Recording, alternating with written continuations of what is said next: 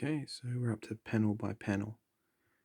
The type of panel in which your characters appear and the story unfolds is very important. It sets the feel of the comic strip before a word is read. Uh, you will know the image you want your comic strip to have and should draw your panels accordingly. So here are some different styles. So that's quite cool to know. I like the half miss. We'll go through them all anyway. Thick, thin, straight, and right angles. There we go. Let's focus it a bit more. Sketchy, nothing like right angles, and yeah, have missing bits. I like the have missing bits one. I reckon that looks pretty cool. But you can't go wrong with just a thick or thin. Well, sketchy gives it character too. I actually quite like that. Rather than using a ruler, just sketch it in. Sometimes round. That'd be weird. As always, the choice is yours. So yeah. Sometimes there is no need for a panel at all. This can create an interesting effect.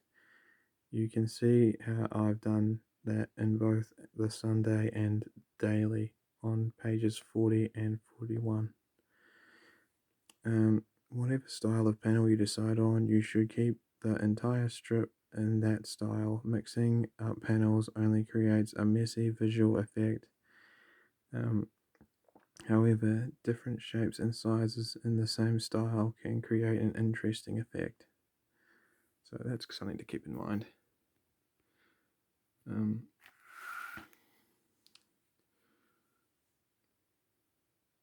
Comic strip characters communicate with each other through speech balloons. Like the panels, these can take many shapes. They could have round corners, or they could be they could be oval shaped, or rectangular. They might even be cloud-like, or run from one side of the panel to the other, and sometimes have no shape at all. Unlike the panels, mixing up balloons within a strip can create an interesting effect. So yeah, I mean, I'd probably use that for something like a thought bubble, but not have the tag at the end. I'd just have like a just 3 circles or something. Yeah, I quite like these. These are cool. Getting pretty close to the end, guys. There are also lots of cliche speech balloons that not only tell who is speaking, but also show the type of mood the character is in. Some of these are, I'm thinking, yeah, that's the one I was talking about. I'm whispering, I'm scared, I'm depressed or gloomy, I'm mad and shouting loudly, I'm singing my words. I almost missed that one. I'm freezing, either that or I'm giving someone the cold shoulder. That's quite neat. Normally, you would not use any of these in every panel of a comic strip, but rather once or twice to get a message across to the reader. So yeah, I'd probably just stick to something standard like that or something. These two here or something like that, or even that one.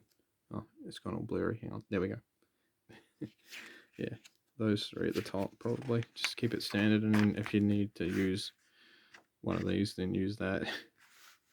Don't know. It's entirely up to you, depending on what comic you're doing. Just as special speech balloons set the mood for a comic strip, so does special lettering. Here are just a few ways to use lettering to make your comic strip more interesting. So stop, hunk, help, arg, boo, fast. That looks freaking cool. And there's so many writing styles. It's crazy, like lettering and things. So I get pretty overwhelmed with that kind of stuff. The speech balloon hint applies to special lettering too. It is a way to make a point in a panel or two, and not something to be used in every panel, unless, of course, there is a specific visual effect you want to achieve. Special lettering is also a major part of another comic strip cliche and use of onomatopoeia. That's right, I nailed that word. Onomatopoeia. We use. Well, I think I learned about that at primary school or something, or might have been intermediate, which is like middle school for us New Zealanders. Onomatopoeia. Yeah, the pencil's like, huh? This refers to words that are spelled in the way they sound. A very important tool in a comic strip artist's bag of tricks. These words help break up the look of the page as well as giving it a feeling of movement, action, and excitement, especially if they are also drawn the way they sound. Yeah, crunch, splat, splash, whack, screech. So like in the way they've written it out, they just like screech. Just it just adds so much more to it. These are like the comics I grew up with in the newspapers. I used to read them. They had like Garfield and like Snoopy and stuff. I'm not going to read all those out, but you can definitely see them, and they stand out pretty cool. There's that one there. Yeah, man, that artwork's awesome. Just sort of the crack one's cool. See, it's like it's all cracked and stuff. Just think about like the word and how you can visualize it like, as a physical thing, like a literal thing. So like swish is kind of like all wavy lines, like a big swishy wind. Okay. There are thousands of sound words you can use and millions you can invent. Did I say invent? Yeah, I did. Millions you can invent. That's right, invent. A comic strip is one of the few places where you can put words into the language and have them immediately accepted by readers. So yeah, that's really cool. As long as it gets the point across, I suppose. Hints on signing your signature. The last thing you do before you can say a piece of art is complete is to sign it. The way your readers know who to admire or blame. Sorry, I had something in my throat back there. The way your readers know who to admire or blame. Okay. yeah, just in case you offend somebody, I guess, which isn't hard these days. The signature you finish off a cartoon or comic strip with should not be the same one you use to sign letters or other documents. As much thought should go into working out what will eventually be your trademark as goes into your drawing. It should be something crisp and clean that is easy, recognizable, and readable. It will say a lot about the type of cartoonist you are. Start looking at the signature on the work of your favorite comic strip artist or cartoonist. You will see it distinctive and unique to that person. Many of the great artists are known as much by the way they sign a piece of work as they are for their style. Hints on dealing with mistakes. And you will make a lot of them because, everyone does. Everyone makes mistakes. And it's cool to do it because you know what to do next time. We all make them, some more than others, but that's no reason to panic. With mistakes, our first tendency is to screw up the offending drawing and practice our favourite basketball shot into the nearest waste paper bin. That's okay if you've only roughed something out or just started your assignment. But what if you were only strokes away from finishing that long awaited masterpiece, or half a panel off your best ever comic strip? Um, or using the super expensive art of, sorry, or using that super expensive piece of artboard, or have only one piece of artboard left on which to finish an important job. There are alternatives to tomorrow's rubbish collection. Look at his little face.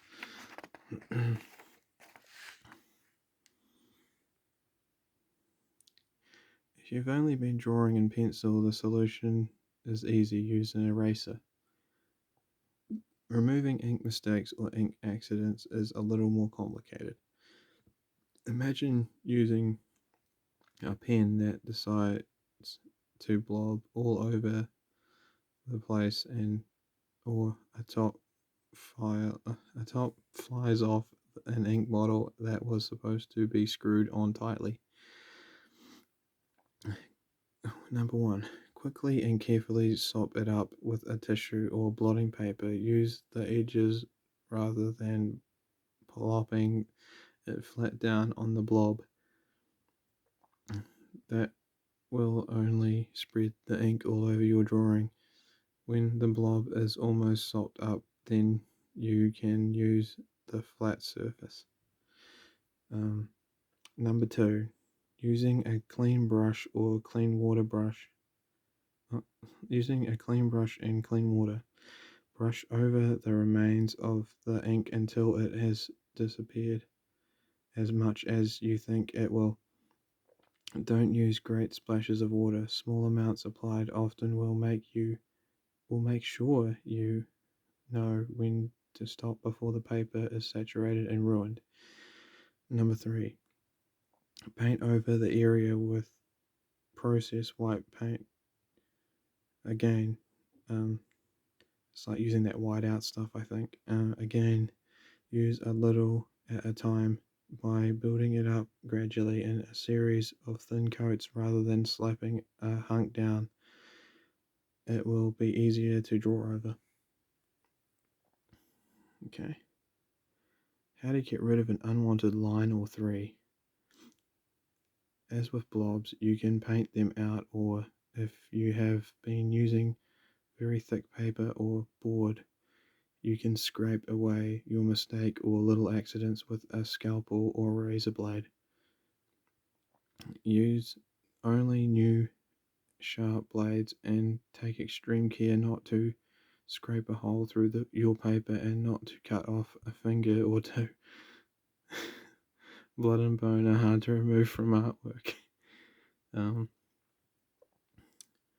If the mistake is really bad, the whole panel of a strip, for instance, the easiest and quickest thing to do is simply to redraw that one panel, then paste it over the disaster area. Use a dry glue that won't soak through the paper, making it transparent and thereby revealing the original drawing. Done the right way, the paste over will go unnoticed when the comic is reproduced. Many artists even redraw and paste down individual characters in a cartoon they are not happy with. Of course, if you think the mistake is really, really, really bad news, then there's the waste paper bin. So yeah, there's a few tips for you if you're doing it old school way.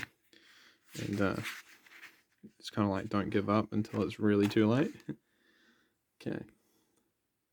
Hints on research. Keep a morgue. Keep a morgue that is a scrap collection of everything. So hoard all your crap, basically. I've still got drawings lying around here from when I was at high school. They're atrocious. I think I showed them on stream once. No cartoonists don't keep dead bodies. No one that I'm aware of anyway. As far as a cartoonist is concerned, a morgue is their reference library. Something they can't do without.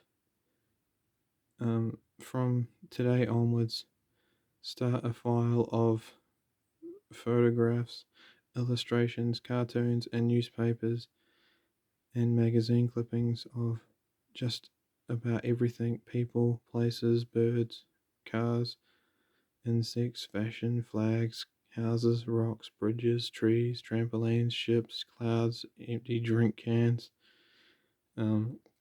machines, motorbikes, tombstones, animals, and maps.